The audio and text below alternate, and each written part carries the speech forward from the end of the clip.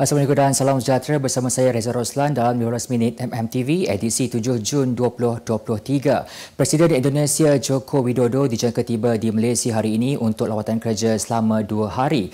Lawatan yang disifatkan sangat signifikan ini dilihat penting dalam mengukuhkan hubungan erat yang telah lama terjalin antara kedua negara.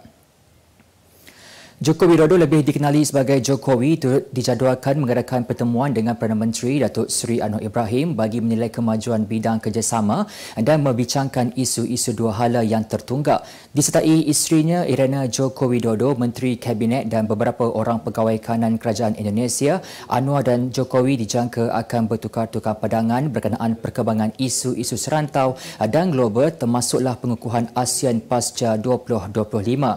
Sementara itu, Jokowi bakal menghadiri majlis bersama Yang di-Pertuan Agong Sultan Abdullah Riyatuddin Al-Mustafa Bilal Shah di Istana Negara. Untuk rekod, pada tahun 2022, Indonesia merupakan rakan dagangan ke-6 terbesar Malaysia dan kedua terbesar ASEAN dengan jumlah dagangan sebanyak 130.14 bilion ringgit, peningkatan sebanyak 36.5% berbanding 95.31 bilion ringgit pada 2021. Menteri Besar Datuk Seri Mohamad Sanusi Mat Nor akan berkongsi apa sahaja maklumat yang boleh didedahkan berhubung siasatan polis mengenai dakwaan Pulau Pinang milik Kedah.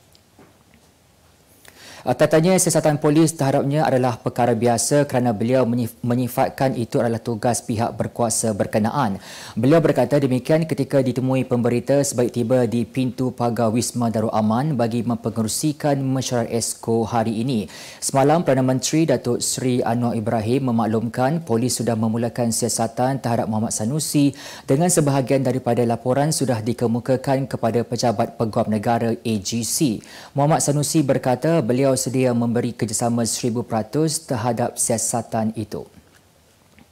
Tanya KJ, isap apa perkabaran dia? Nanti dalam Dewan saya cakap. Itu kenyataan pengerusi Perhubungan UMNO Sabah Datuk Seri Bong Mokhtar Radin yang membidas bekas Menteri Kesihatan Khairi Jamaluddin berikutan menggunakan rang undang-undang RUU Kawalan Produk Tembakau dan Merokok 2022 untuk meraih populariti. Bong Mokhtar berkata RUU yang juga dikenali sebagai RUU Generasi Penamat GEG digunakan oleh bekas ahli Parlimen Rembau itu untuk meraih populariti dalam kerjaya politiknya. Bong Mokhtar berkata sedemikian ketika diminta mengulas mengenai kenyataan Khairi di akaun media sosialnya yang menyatakan ahli Parlimen kinabatangan itu adalah musuh kepada kesihatan awam. Khairi berkata Bong Mokhtar membantah RUU GEG tersebut sejak beliau menyerajui Kementerian Kesihatan KKM. Terdahulu, utusan Malaysia melaporkan RUU GEG dijadualkan dibaca buat kali pertama pada 12 Jun ini dalam sidang Dewan Rakyat bagi golongan yang lahir pada 1 Januari 2007 dan selepasnya bakal terlaksana demi kesihatan awam. Ahli Majlis Kerja Tertinggi MKT UMNO Datuk Dr. Muhammad Fuad Zakarsi mendakwa kluster gantung dan pecat yang lantang mengkritik parti hanya mahu melihat UMNO ranap. Menjelaskan golongan itu merupakan pemimpin UMNO yang dikenakan tindakan sama ada digantung atau dipecat parti sebelum ini. Jelasnya tindakan itu juga diambil untuk melemahkan Datuk Seri Dr. Ahmad Zahid Hamidi sebagai Presiden. Turut mengaitkan nama bekas Ketua Pemuda UMNO Khairi Jamaluddin dan bekas Setiausaha Agong Barisan Nasional Tan Sri Anwar Musa. Jelasnya golongan ini juga tidak berani menubuhkan parti baharu, sebaliknya memilih untuk berada dalam parti lain. Dakwa Muhammad Fuad juga apa yang berlaku ini juga bukan sahaja menjamin politik golongan ini untuk terus hidup tetapi juga sebagai cara untuk mereka masuk kembali ke dalam UMNO sekaligus menguasai parti itu. Utusan Malaysia dan Cosmo melancarkan satu lagi produk terbaru. Apa yang ada dalam Iklaneka?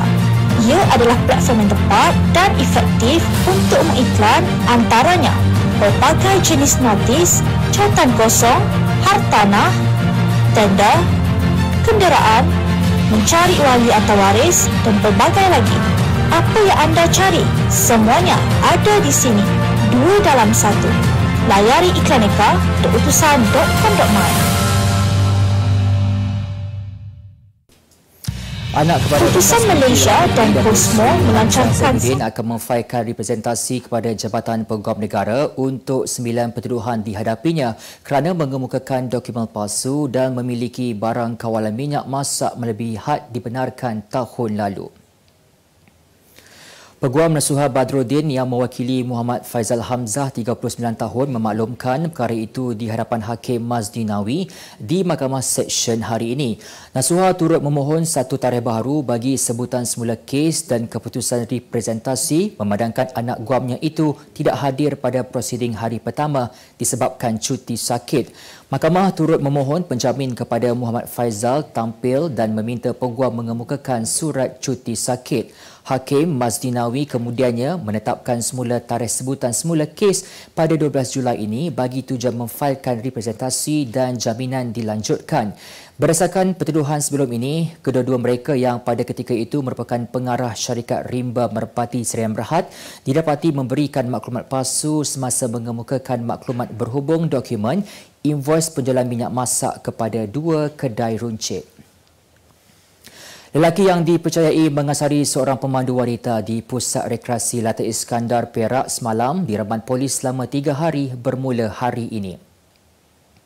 Perintah reman sehingga Jumaat ini mengikut Seksyen 117 Kanun Tata Cara Jenayah terhadap suspek yang bekerja sebagai seorang penyelidik kilang di Serdang, Selangor dikeluarkan oleh Magistrate Siti Hanum Mahmud Shah di Mahkamah Magistrate Tapah.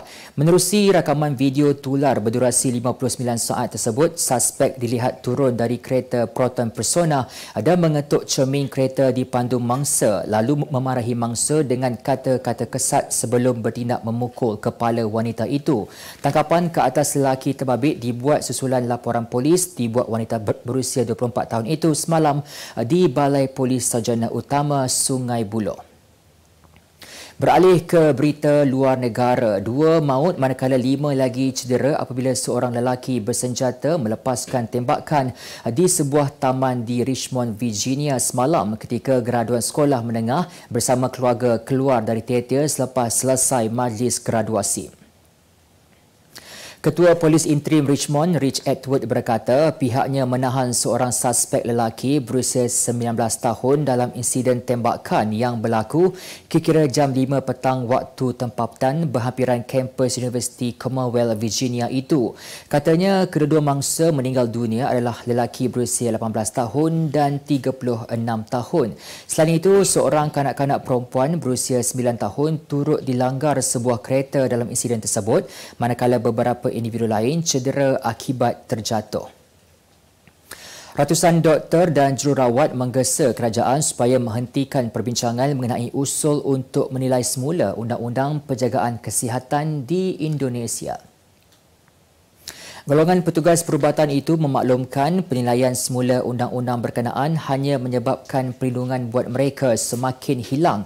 Parlimen Indonesia pada Februari lalu mengusulkan penilaian semula terhadap undang-undang kesihatan sedia ada termasuk cadangan memudahkan pesakit mendakwa petugas perubatan dengan tuduhan jenayah jika mereka berdepan rawatan yang tidak sepatutnya. Selain membenarkan pakar dari luar negara memenuhi ruang pekerjaan berkaitan perubatan di negara ini, kerajaan memaklumkan penilaian semula itu penting untuk memastikan keseimbangan antara keperluan golongan petugas perubatan dan juga masyarakat. Kemas kini pengetahuan anda tentang isu ekonomi dan pasaran. Merangkumi sektor hartanah, perniagaan, keuangan, komoditi, IKS, halal niaga dan dunia korporat. Sentiasa ikuti perkembangan ekonomi semasa di dalam dan luar negara. Semua informasi terkini hanya di hujung jari. Dapatkan edisi ringgit setiap Isnin hanya di Akhbar Utusan Malaysia.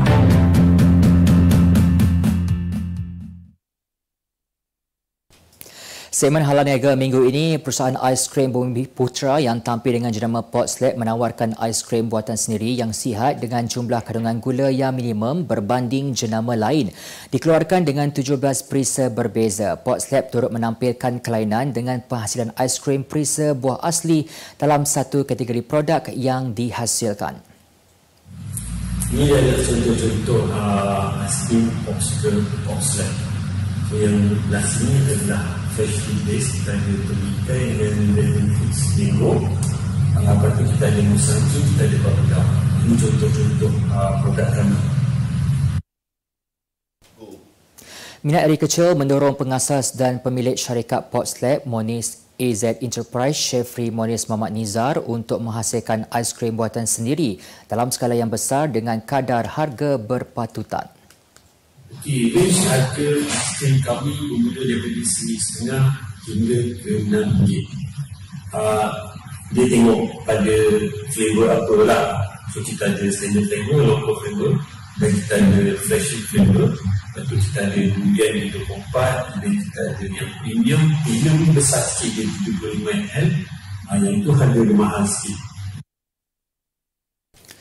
Harga minyak dijangka kekal dalam jadaran 80 hingga 85 US dolar setung pada 2023 hingga 2025 berikutan gambaran ekonomi tidak menentu termasuk kebimbangan berhubung data China yang lemah, siling hutang Amerika Syarikat AS dan pengukuhan nilai dolar AS. RHB Investment Bank berhad mengekalkan unjuran harga minyak pada 85 US dolar untuk tahun ini dan 80 US dolar setung masing-masing bagi 2024 dan 2025. Pengarah program Sarjana Pentadbiran Perniagaan MBA Profesor Madya Dr. Ahmed Razman Abdul Latif berkata, Petronas berpeluang mendapat keuntungan yang lebih tinggi sekaligus meningkatkan dividen kepada kerajaan. Jelas beliau, Petronas juga boleh menggunakan lebihan pendapatan untuk meningkatkan perbelanjaan modal yang digunakan untuk meneroka dan positif kepada negara dalam jangka masa panjang. Kita beralih ke berita sukan. Kontijen Paralimpik Malaysia berjaya mencapai sasaran 33 pingat emas pada Sukan Pra-ASEAN APG 2023 semalam sebelum tamasya sukan dwi tahunan itu melabuhkan tirainya Jumaat nanti. Emas yang ditunggu-tunggu itu disumbangkan gandingan mantap Chi Chow Meng Brady Chin menerusi acara pingpong bergu lelaki selepas menewaskan pasangan Filipina Lynette Combras dan Benedicto Hernandez di Dewan Pingpong Stadium Nasional Merodok Tekno semalam. Pasangan bergu tersebut cemerlang selepas mencatatkan kemenangan 11-8, 11-7 dan 11-8 pada aksi final. Untuk rekod, Majlis Paralimpik Malaysia sebelum ini menyasarkan 33 pingat emas, 51 perak dan 58 gangsa pada penampilan di Kemboja. Jago berbasikal trek negara Datuk Azizul Hasni Awang berjanji akan memberikan kayuhan terbaik demi mempertahankan legasinya di hadapan para penyokong sendiri pada kejohanan berbasikal trek Asia ACC 2023 minggu depan. Kejohanan di Velodrome Nasional Nilai dari 14 hingga 19 Jun ini amat penting buat Azizul Hasni untuk memenangi pingat emas di laman sendiri selain memburu mata kelayakan ke Sukan Olimpik Paris 2024. Bintang yang terkenal dengan gelaran The Pocket Rocketman itu juga pastinya mahu menebus kekecewaannya tidak beraksi edisi 2022 di New Delhi, India disebabkan masalah kesihatan dialaminya tahun lalu. Sebagai penutup 15 minit AMTV hari ini, saksikan laporan cuaca esok Khamis 8 Jun 2023. Jangan lupa dapatkan akhbar utusan Malaysia dan Kosmo untuk berita-berita terkini dan menyeluruh. Sekian sahaja daripada saya, Reza Roslan. Assalamualaikum dan jumpa lagi.